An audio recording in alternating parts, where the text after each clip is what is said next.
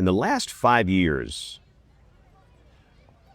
I've seen increasing tension, which I don't like. I think we all have to be together. And I understand we'll all have differences of opinion. We're all going to communicate, whether in different ways. But I think we need to find a way to get along. I see way too many people in the weather enterprise, whether it's the chasing community, whether it's professional meteorologists, they're fighting publicly on social platforms. That's not a good look for any of us.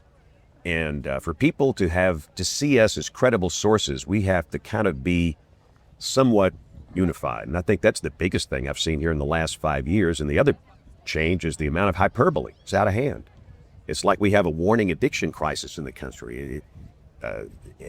Everybody, they just want to hype everything that happens. And this goes from broadcast television to chasers. Everybody. There's nobody innocent here.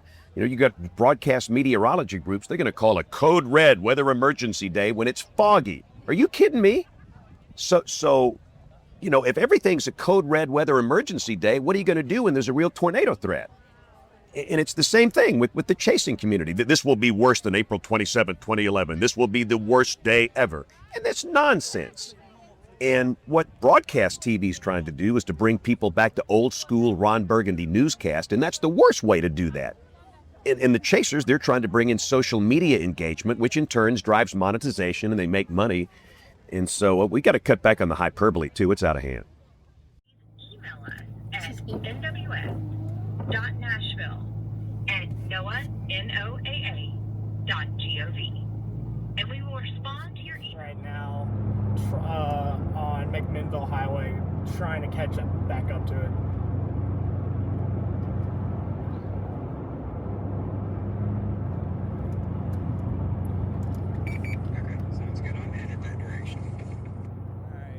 Got some low-hanging scud that we just saw.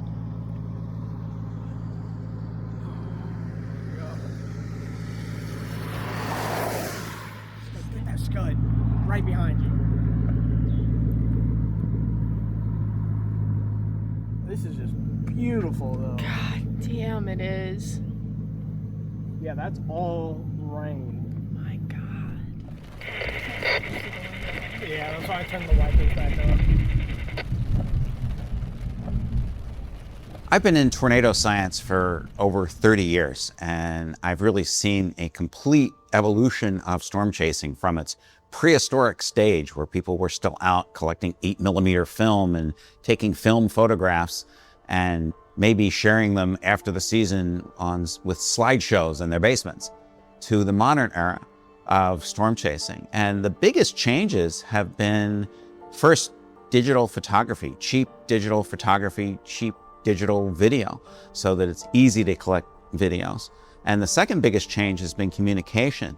The extension of cell phone networks to rural areas means that storm chasers can share with their community what they've collected in near real time.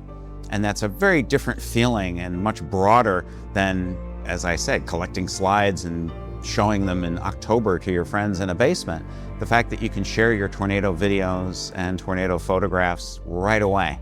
And social media is an outgrowth of that. The fact that everybody has cell phones, everybody has devices which can be used to instantly share whatever they're experiencing. I think one thing that storm chasers have forgotten over the last couple of years as far as change is that everybody is so glued into their phones nowadays. And sometimes I feel like people don't sit back and just appreciate the view when they're out there storm chasing. Nowadays, it's all about social media. Pull out your phone really quick, got to get that post. You know, you got to make everything look right, and if you don't get that social media post right then and there, all of a sudden your entire day is ruined.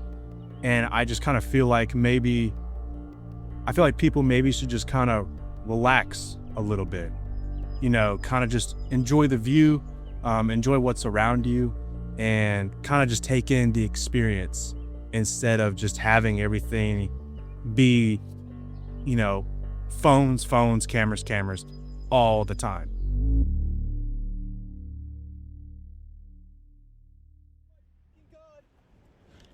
Dude. It's coming right at us. Yeah, this is.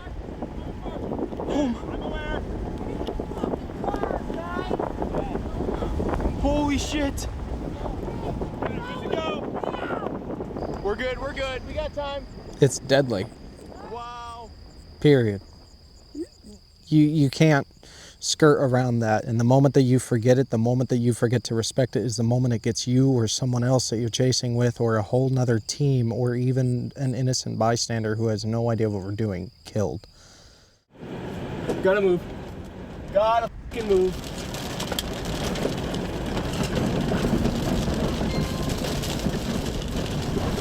You know, you hear this from everything from whether it be, you know, talking with family or talking with friends or, you know, finding a spouse. Communication is key.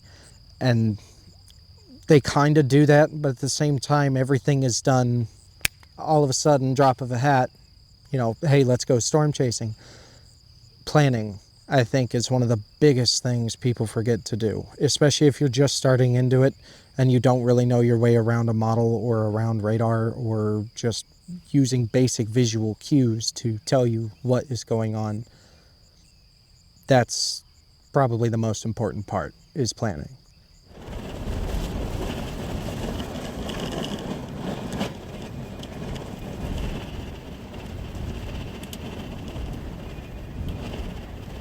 Oh my God!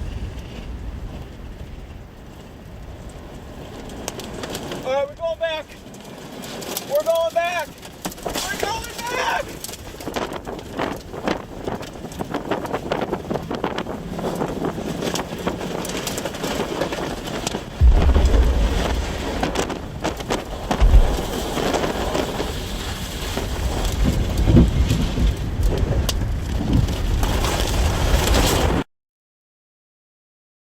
I was hit.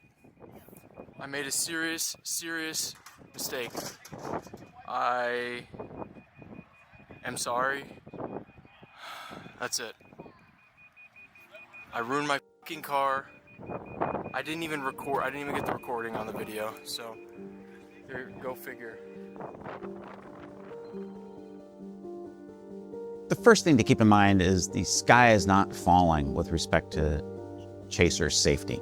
I remember when the first Twister movie came out in the mid-90s, and there was lots of fear that now there are going to be thousands of chasers and there are going to be car wrecks everywhere. Well, there were a few, but not much really happened. It's not really a big risk to drivers on the road. Your chance of getting hit by a chaser is much less than getting hit by a drunk driver when the bars close. So I don't worry too much about it. That said, people are out there chasing on the road. They've got a multi-thousand-pound piece of metal there. It's a weapon in a sense, and they should be safe. They can not only hurt themselves, that's one thing. If you're out alone hiking, you could hurt yourself. If you're going down a cliff, you fall, you hurt yourself. But in this case, you're in a 5,000-pound vehicle, you can hurt other people. And I think that's a very strong ethical requirement, is that you don't do anything when you're chasing, you don't do anything for your own pleasure, which is risking other people unfairly. So don't do anything which is gonna hurt another chaser. Don't do anything that's gonna hurt just another traveler going down the road.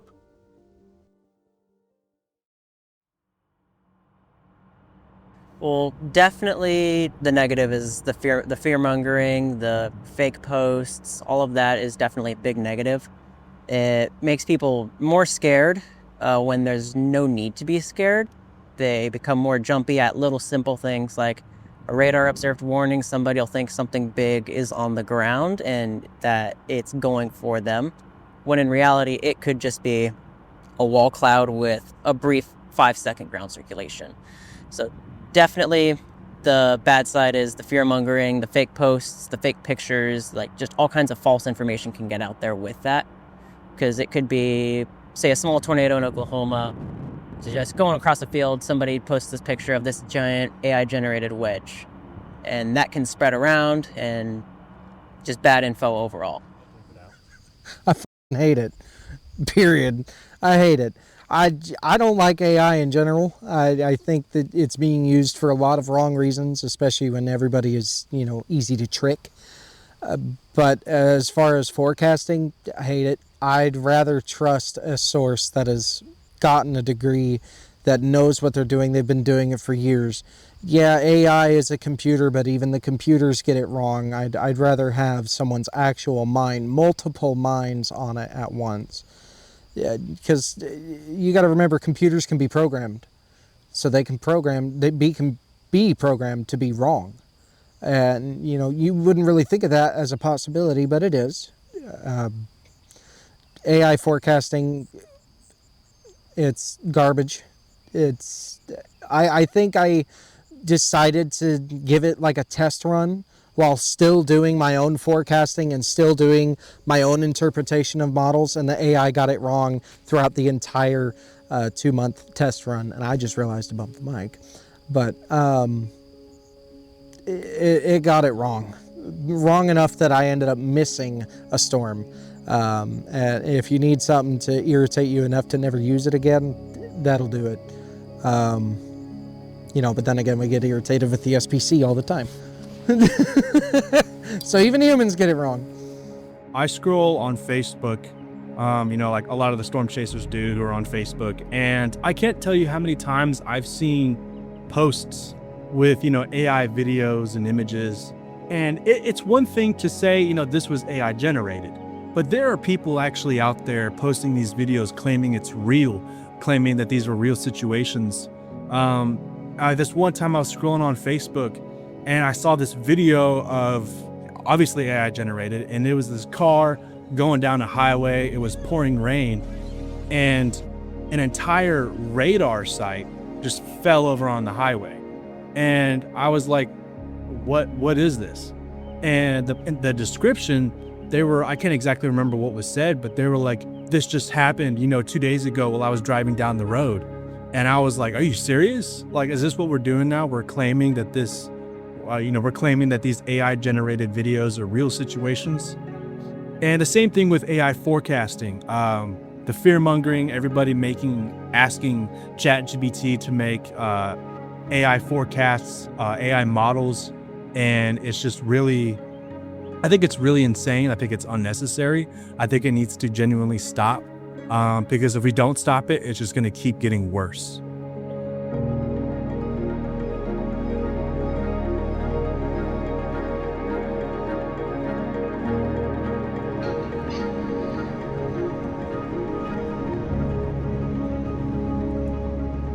Well, AI is a tool. It's a tool in a tool shed, which is great. It's marvelous for doing research, analogs. You want to use AI, feed it some 500 millibar charts and 700 millibar charts and 250 millibar charts and surface charts. Go back in the past and see when we had this combination and tell me what happened.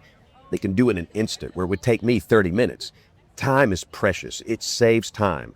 The greatest challenge I have is time management. The richest woman, the richest man on the planet cannot buy a microsecond. So any tool like that saves time when you're doing forecasting analysis, it's outstanding. And of course, the negative is that some people have decided that that's how they're going to build a Facebook page or a YouTube channel using AI. And they will basically tell an AI engine, write me something that's funny or scary, that's going to bring in social media engagement. And they'll do that, and it will. And they'll forecast hurricanes and snowstorms and tornadoes and things that never happen 3 weeks in advance. But because of the way it's written, it brings in huge engagements and huge amounts of money, and it's all nonsense. And again, what we have to do is to teach people how to find a credible source of weather information. People don't know how to do that anymore. They don't know if it's Uncle Joe's hurricane page in Totlocker, or is it the National Hurricane Center, or is it something else? And some of this AI slop, and that's the word everybody uses. It's slop. It's garbage. And we have to help people cut through the garbage to find a good, reliable source of information.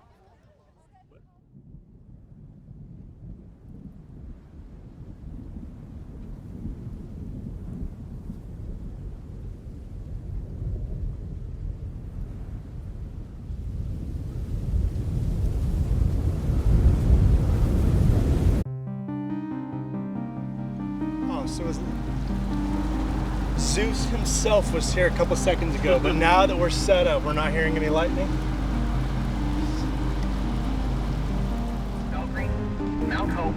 LaGrange, Parktown, Newton, Rockwood, and Newburgh. For your protection, move to a K room. I've liked science since I was very little, and weather is one of the most interesting areas of science. It affects us every day, but it also involves a lot of the physics and math that other sciences require. So I really liked studying something, learning about something that affected me every day. It was important, and there were big unknowns, and there's a lot that we still don't know about the weather, even basics, the details of how lightning forms, why do tornadoes form when they do, what determines the intensity of hurricanes. Those are big questions, not little questions, and we still need to learn more about those to learn enough to make important, better forecasts. Got a nice severe thunderstorm warning. It's in effect portions of Madison County, producing lots of lightning and potentially quarter-size hail. The 60-mile-per-hour wind gusts we've been watching for the potential rotation, but otherwise it's a great storm to be out in March. It's going to be great.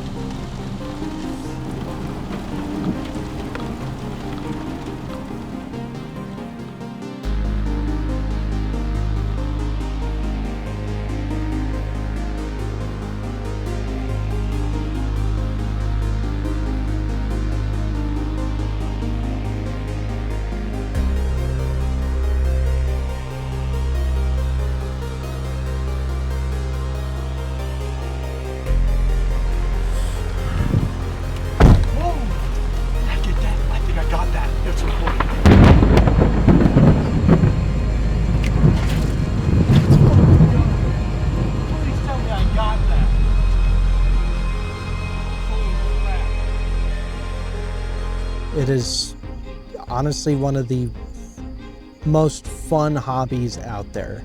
You get the rush of adrenaline, so you get to have that without jumping out of a perfectly good airplane.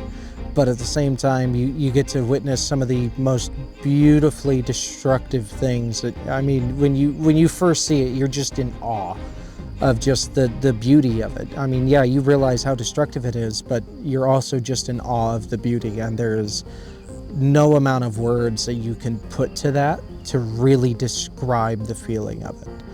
If you're really meant for it, it's a blast. Absolutely. If I could do it, every day, I would, if I could afford the gas.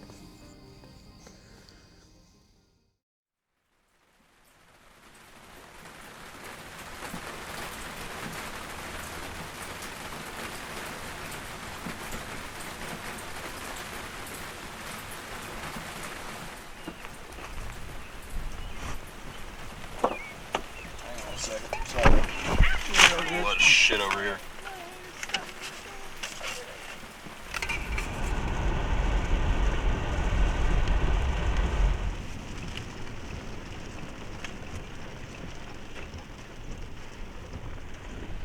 Alright, so my name is TJ. I've been chasing for about a year. I've been chasing with, in fact, VCHASE for about a year now. And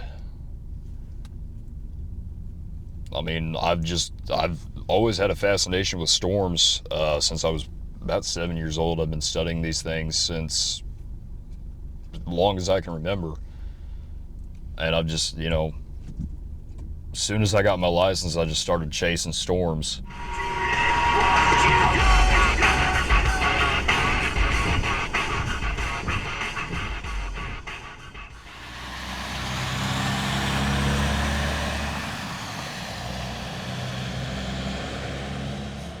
The importance of waiting at a gas station, because you want to be able to look at the radar, see all the storms coming in, the inflow, the velocity, you can see all that. I 100% believe that waiting is your best chance at finding a good photogenic storm.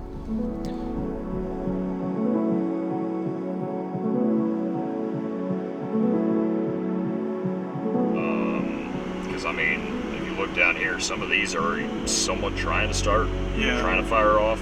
Because, like, you've already had a couple of rotating cells, and then, those are just kind of pushing this way up here. anywhere from Crystal Springs to Collins, maybe even Bassfield, Mount Olive, anywhere like that.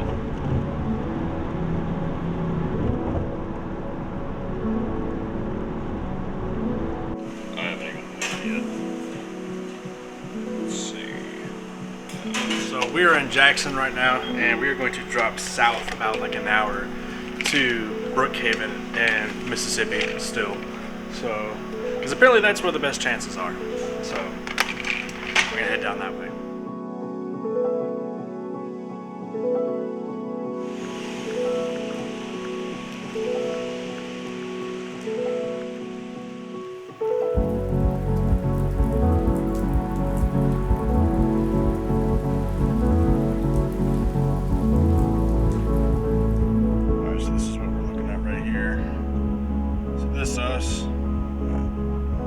So this is us right here in Brookhaven, and these tornado watches just got issued. So we're watching some of these cells firing off in the back. This one kind of looks interesting.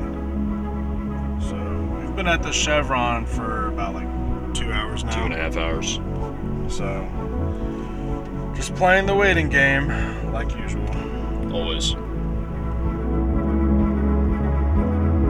Patience is like, I mean, think about it. You're out on the road for hundreds and hundreds of miles. And most of the time you're at gas stations, reading radar, eating junk food, or just sitting on the side of the road. Social media likes to portray that it's all tornadoes, it's all storms all the time. But people forget that, you know, it's long drives, multi-state drives. And a lot of the time you're gonna get out there and just not see a single thing. And that can really test your patience. But you gotta keep your patience, because in the end, it will eventually work out.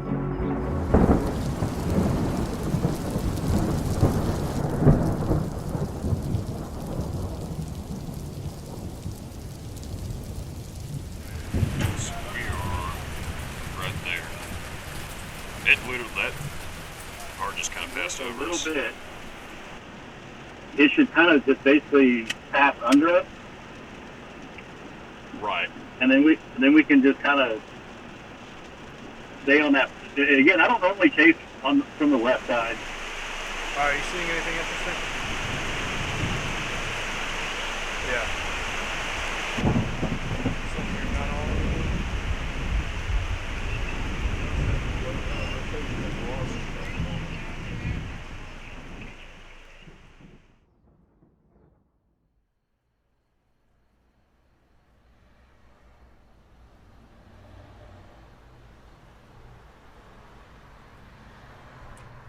TikTok in general has kind of been a problem for the storm chasing community for multiple different reasonings, because the slop that happens, because you have like these people that go on there and they just idolize all the famous storm chasers out there, and they make like these little cardboard interceptors.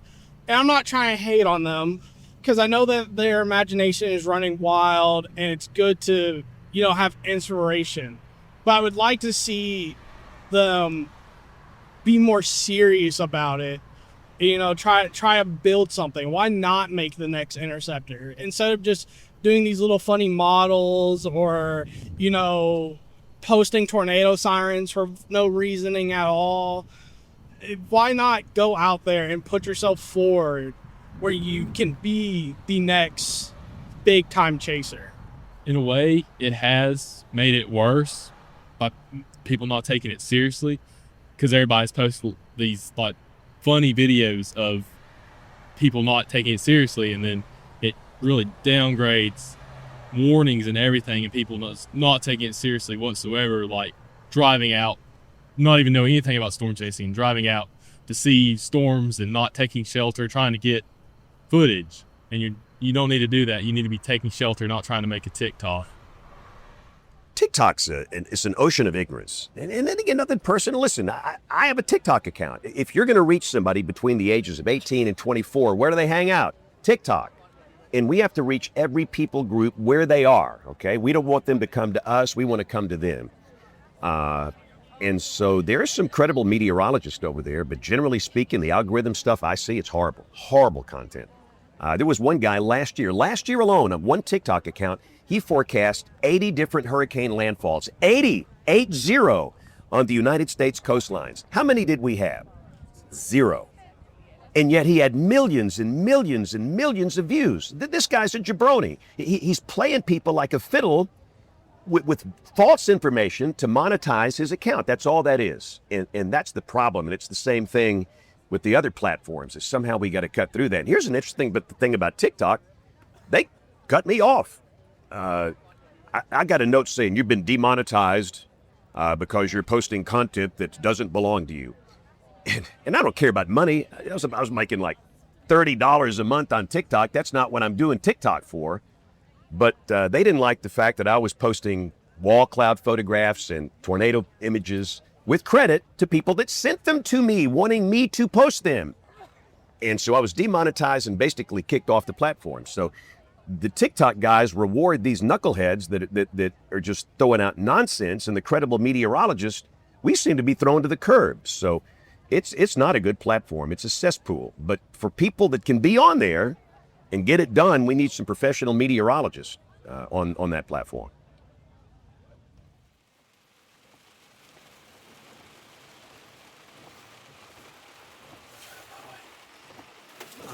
Sure, let's try.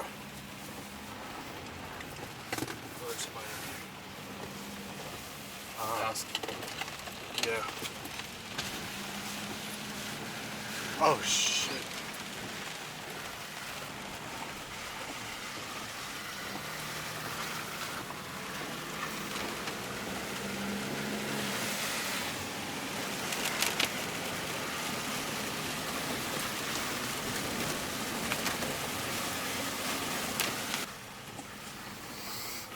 There's a pin under there.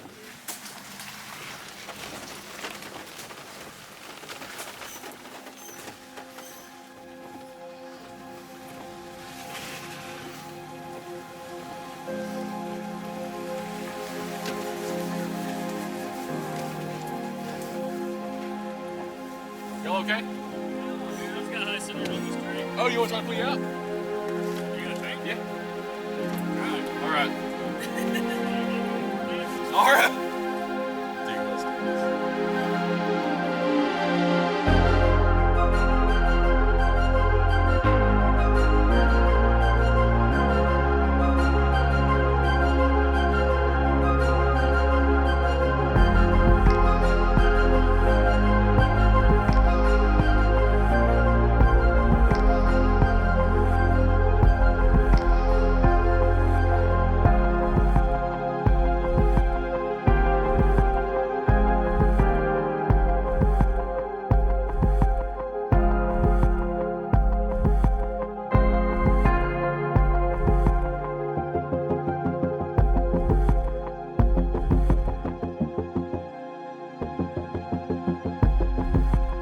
The 2025 season, let me tell you, that was more of trial and error, because around that time, I mean, that's when VCHASE first started as a team, and we were, kind of getting to know each other. But as far as the storm chasing aspect, we were kind of getting our foot in the door and learning a lot of new things.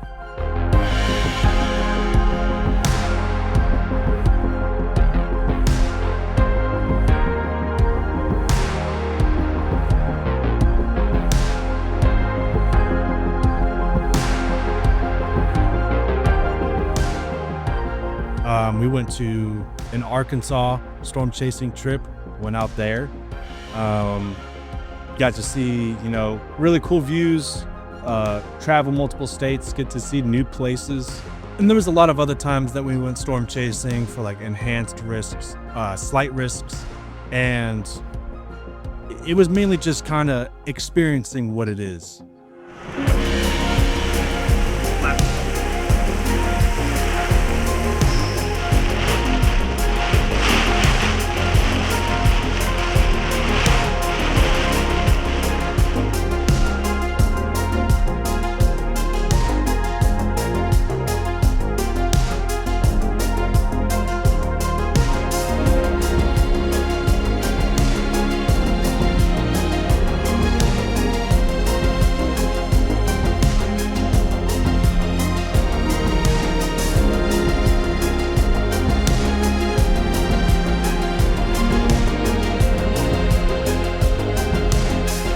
Unfortunately, though, we didn't really get anything during the 2025 season.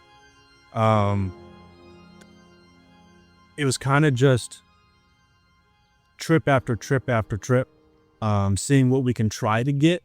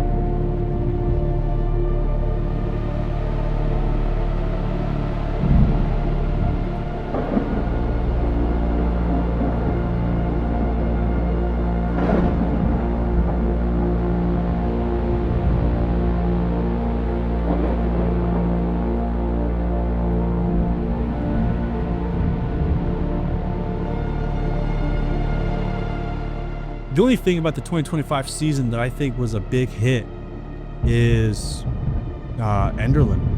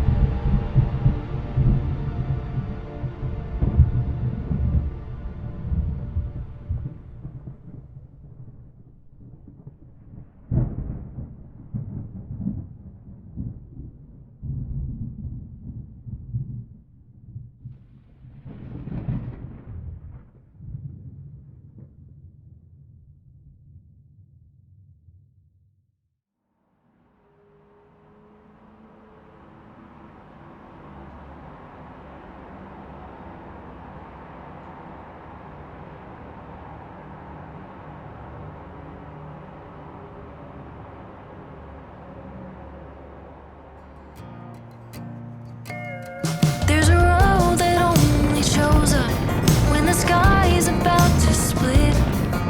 Maps don't ever tell you anything or where the Well, the storm chasing community is awesome.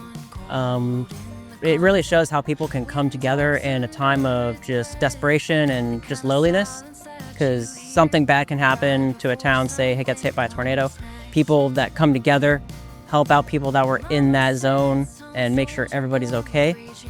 Awesome. Shows just how people can come together, put aside differences, and make sure that overall the population's okay. Definitely just a close community. People can feel like family, and just even little groups, big groups, people just come together, bond like a total family. It's awesome. I love it. I know the way you pull me under. I know the damage you can do.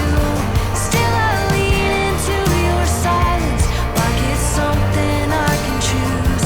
If you rise up just to break me, I'll be standing where you're drawn. Some of us don't learn to leave it when the wind comes on strong.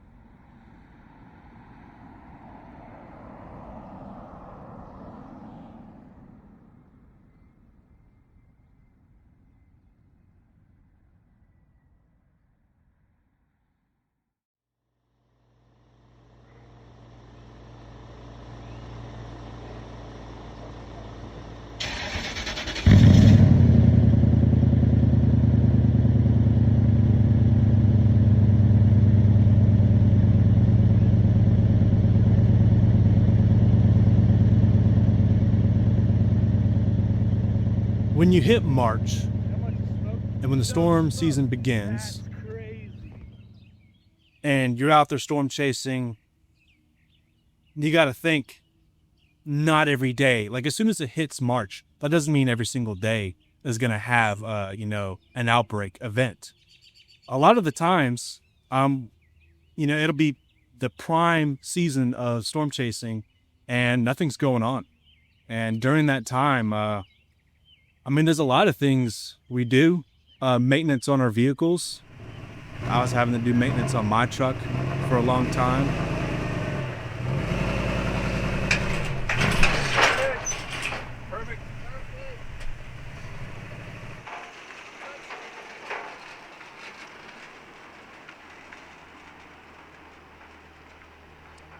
Roblox storm chasing games, Twisted, Helicity.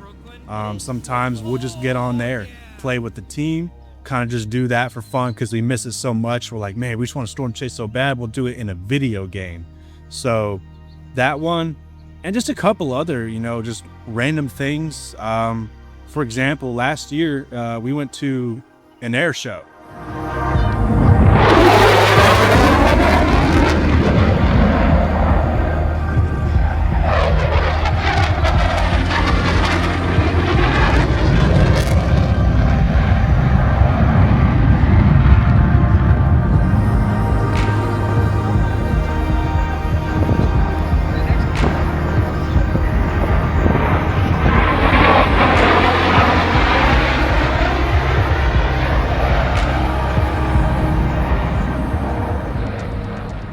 Kind of have to just do something to get your mind off the fact that there isn't a storm happening. So because it's not going to happen every day, it isn't. But that is kind of what it's like. Maintenance on your vehicles, kind of work. Everybody, all these storm chasers, unless you're really up there with sponsorships, majority of the storm chasers are just like everyone else, working a regular job. So going to work. Planning, education, that's another thing that you can be doing. But yeah, I'd say that's a majority of what happens in when nothing's going on. I'm sure I'm missing a few things, but that's pretty much it.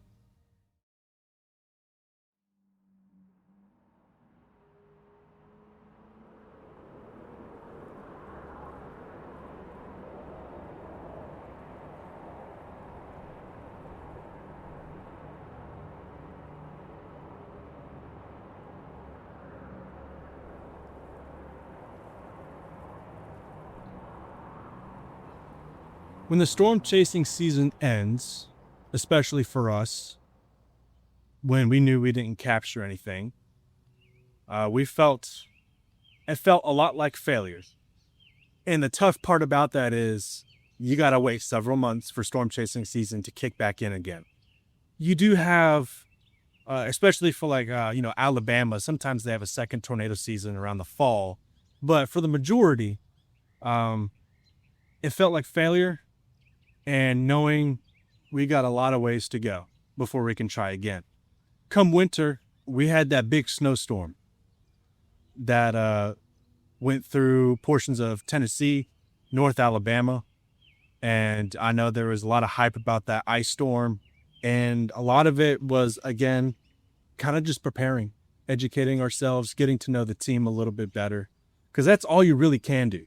Prepping yourself. A lot of us were doing vehicle maintenance again, and me with my truck, unfortunately, I tried to start it up. I made a very bad mistake with the radiator system, and I ended up having to. I tried to fix it. I tried to get it working. I didn't want to lose my truck, but unfortunately, I had to sell it. So, around wintertime 2025, sold it. I didn't have a vehicle. Wintertime was pretty rough, to say the least. But I was just ready. I mean, my family, they know. All I could talk about was how much I was just ready for March 2026. How I was ready to try again. I'm ready to do this. We're going to get it right next time. And so that's kind of where my headspace, and I'm sure a lot of other people's headspaces were at during the winter time.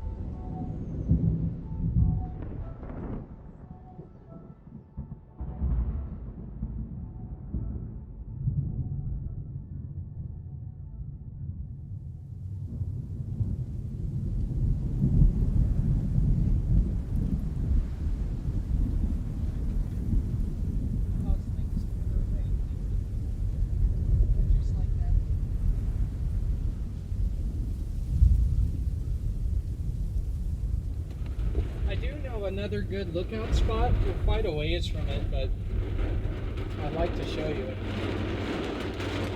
It gives you a good overlook of the whole city from a hill. City of Murfreesboro. In March, I was in a bit of a rough spot. I moved up with my friend Devin. I got a job up here because Huntsville wasn't working out. Trying to save up for a new vehicle. So while I'm at work, every single day, I'm watching the SPC outlooks. I'm watching for something to happen. And I noticed that there was, I think at the time, there was a very big 15% risk shaded for one of the day 4 to 8 outlooks. And I'm thinking, let's get on it. As the days were following up, we're kind of just planning, getting everything ready, going through our budget, seeing, can we afford this? Which we were kind of cutting it close, but we were like, I think we're going to do this. I just remember on day 3, before everything happened, I remember being at work and making phone calls to some of the people on my team. 10 a.m. to 12 p.m. Okay. I should be home by then. Okay, yeah, no, that sounds perfect. Devin, Angel, and Della were going to pick me up as soon as I got off work. As soon as I got off work, I was going to hop in their car, close the store first, hop in their car, and we were driving to Springfield, Missouri.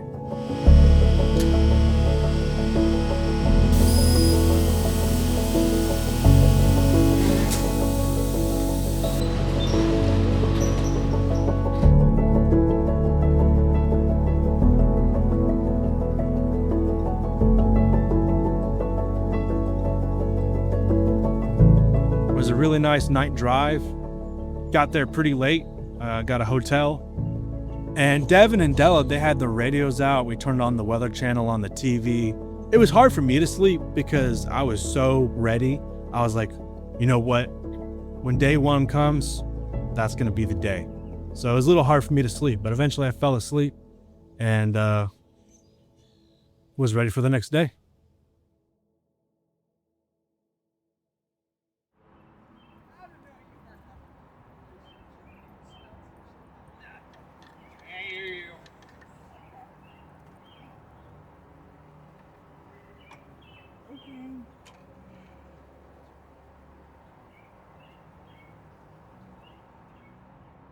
Yeah, that's super green.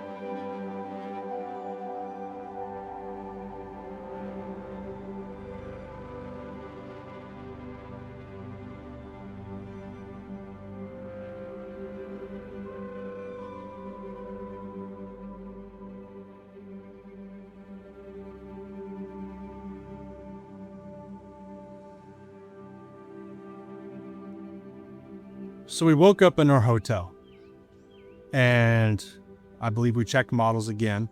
That day, there was supposed to maybe be some action in Kansas and Oklahoma, right around that area. We didn't know if we wanted to go after it or not. I know we were looking at the models and we were kind of just thinking about it. We were a little hesitant at first. We kind of just drove around. We did stop at the Joplin Memorial. That was, I'll tell you, that was something to see. Getting to actually be where it happened, standing right there. So we stopped by there. We also stopped by Route 66. And this is another thing, by the way. When you're out storm chasing, sometimes, you know, take the extra mile, go sightseeing. You know, allow yourself to explore certain communities. It's not always just about just go straight there. Allow yourself to really, especially if it's a state you've never been in, allow yourself just to kind of explore a little bit. Eventually, after all this touring and sightseeing, we had realized after, checking the models again, we were like, today it just might not be the day. So we went ahead and booked it to St. Louis, Missouri. But we knew we made the right call not to go that day. So we were kind of just in the hotel, getting amped up for the next day. We went into the pool a little bit, DoorDash some food. We got McDonald's, I believe. That night, I especially couldn't sleep for obvious reasons. I was just so excited. But yeah, we fell asleep that night, and the next day, we were ready.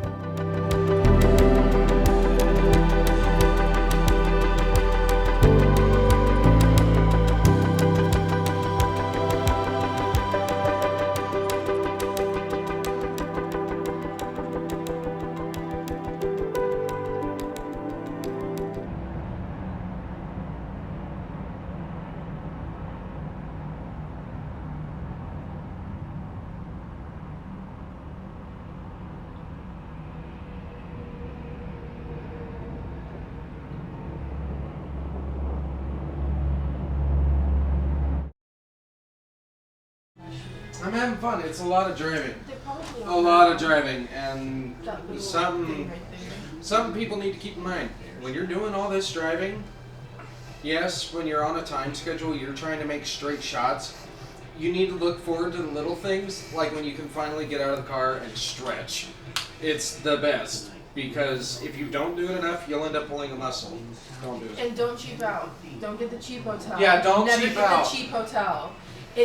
There's a reason It's why like there's a sleeping cheap on hotel. bricks. Do like It's The like Office. sleeping on bricks, unless you're our founder, and then he likes to sleep on the floor. That would be me. Like. Are you having fun? I need a cigarette. Pretty good. Good chances today. Got a good feeling about it, so we're just getting ready, trying to get out of here, get on the road, and hopefully go to a spot where we forecasted, right, where we just find out if we're wrong. Yeah. Angel? On radar really quick before we Yes, absolutely. Will you go ahead and message them actually, Bella? Yes, I can message them, get them on radar. I'm also bringing my laptop so I can run radar on board. Okay, perfect. So, absolutely. Let's get it.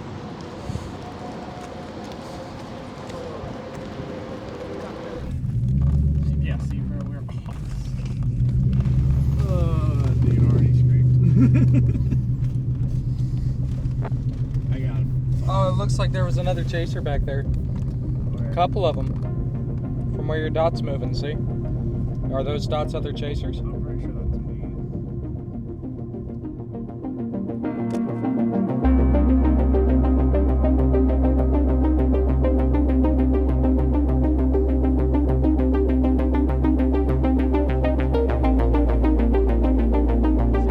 Yeah, the siren's right there. Oh, yeah, there it is. There's the siren. Oh, are they cutting it? No, it's gonna go. Oh, I guess they did cut it. I don't see anything going. Go off again. Because your volume's low. Yeah.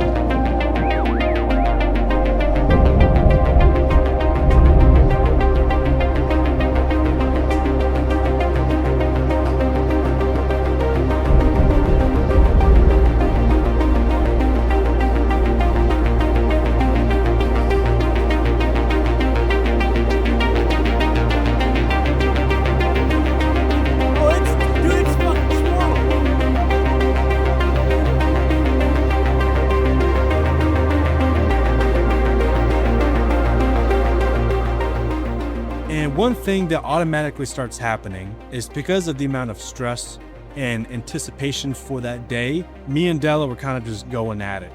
We were ripping each other's heads off a little bit.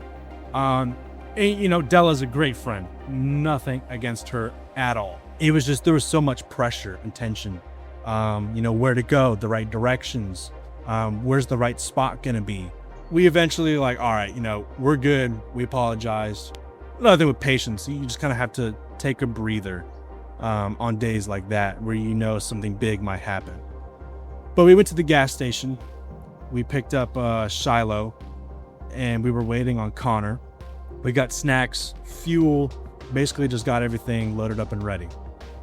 And when we're heading out, we realized we were going down the highway, which, by the way, the entire time that car was packed, Devin's car kept bottoming out on the roads. That was insane.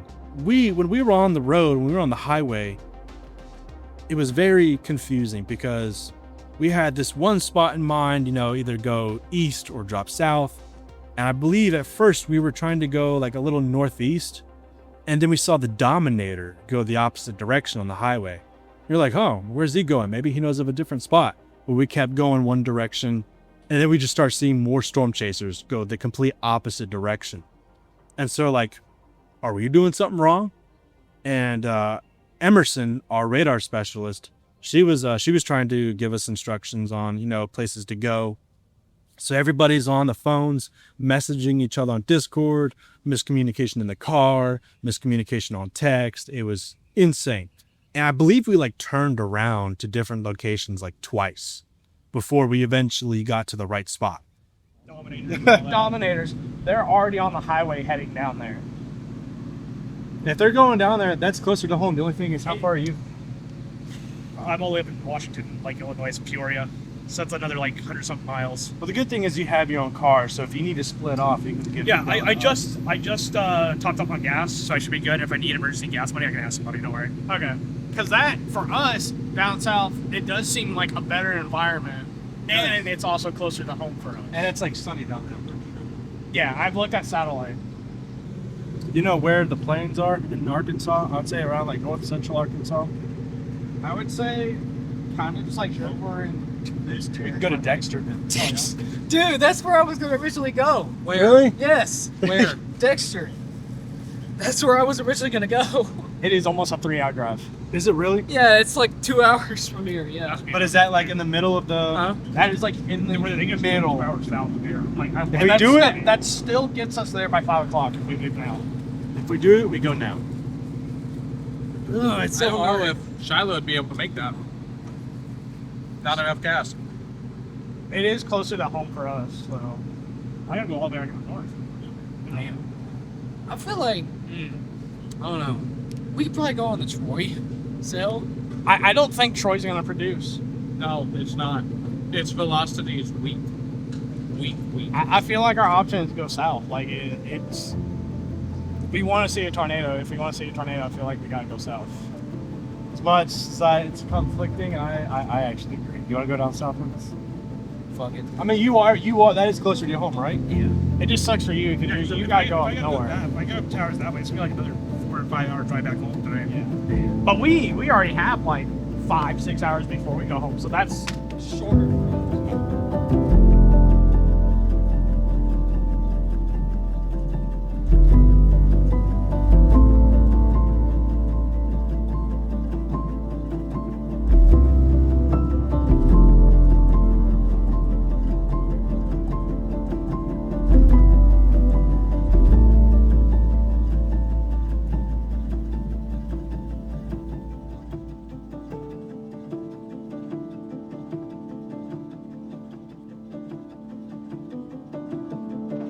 Mic is on. What do y'all think of this right here?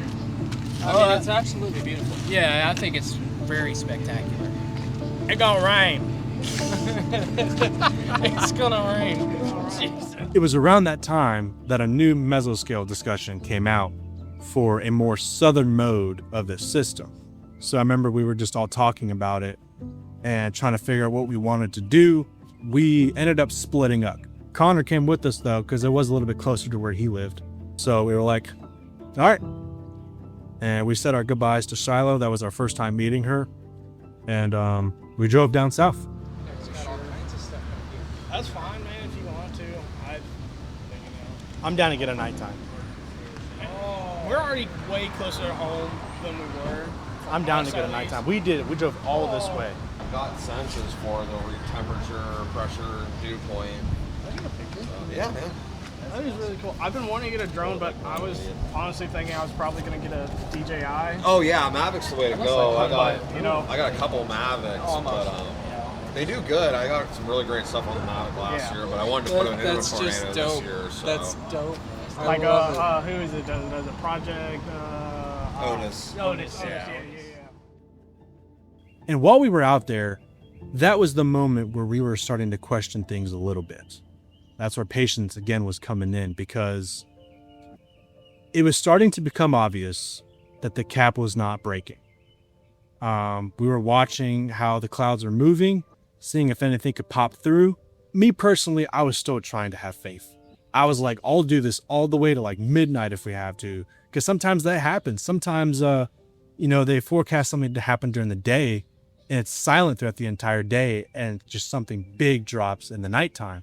That's what I was thinking was going to happen. I didn't want to give up. But as time was moving on, the cap still was not breaking.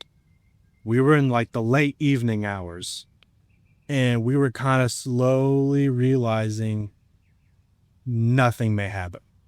And that's where my mindset kind of just started to drain. By the time the sun went down, it was nighttime. Out here. It's fully nighttime now. As I'm recording this, they kept the moderate risk. They kept the SIG 2 hatched risk, the 10%. They still think the atmosphere is loaded. They still think there's potential for tonight. It's just going to be a nighttime event. So we're kind of just out here waiting. You too. We're kind of just out here waiting. And if nothing happens tonight, well, that's it. And I'll be done for the season. So it's kind of where we're at now. So. And we still stayed out there till like 2 in the morning. We found this long stretch of road in the middle of nowhere, waited there for like any possible last minute thunderstorms that might drop a tornado. Nothing. And I tell you, that was one of the most heartbreaking moments of storm chasing for me. Granted, I haven't been storm chasing for a very long time like some of these other people, but I was still really wanting to get something.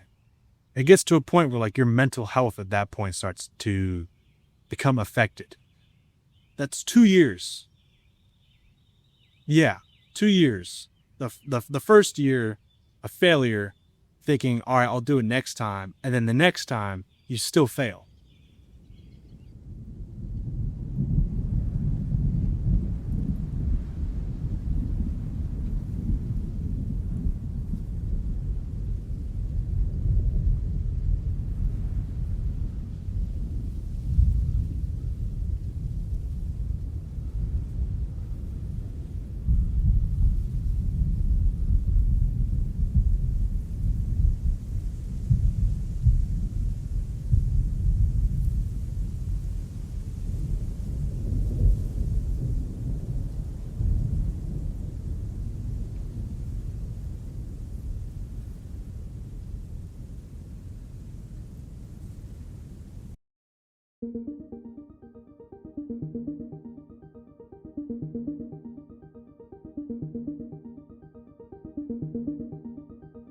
Well, first off, let me just say this up front. I love the next generation. I think they're brilliant.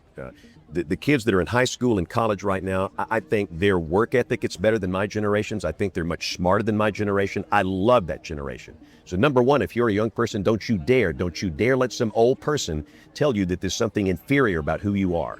Don't do that. And so the first thing you have to do to be successful is to follow your passion. You have to have a genuine, heartfelt passion for weather. If you don't, this is the worst job in the world. It's a nightmare. Predicting the future is hard. You deal with trolls. You don't sleep. It's brutal. But if you genuinely love weather, if you think about it all the time during the day, it's the greatest thing you'll ever do in your life. My wish for young people is that they wake up for the rest of their life every single day and they love what they do. I've had that for 48 years. You're talking about a blessing. But you got to follow your passion. If it's weather, you have to follow that. You have to. And then number 2, you have to work harder than anybody else. One secret about James Spann, I'm good at nothing. I am good at nothing. But let me tell you something. I'll work harder than you or anybody else out here to accomplish a goal. That work ethic has carried me, and it can offset weaknesses that you have. If you have a weakness, don't worry about it. Hard work can overcome that. And then the other thing that's critical is that you have to work with a servant's heart. You have to put the needs of others before yourself. If you're going to be a public-facing meteorologist like I am, you are a public servant. You're not some egotist that's going to put yourself on a pedestal, take pictures of yourself, look how good I look, like Ron Burgundy. No. You're going to invest yourself in the lives of the people that you serve. What you're going to do, you're going to drive to a Dollar General in East Aboga, Alabama, and stop and talk with those people in there, because that's where real people are. You cannot effectively work in weather unless you understand the people, the culture, and the geography. You have to have that in your mind to do this successfully. So those are the things, if you can somehow manage those qualities and build on them, you'll have an extremely successful career.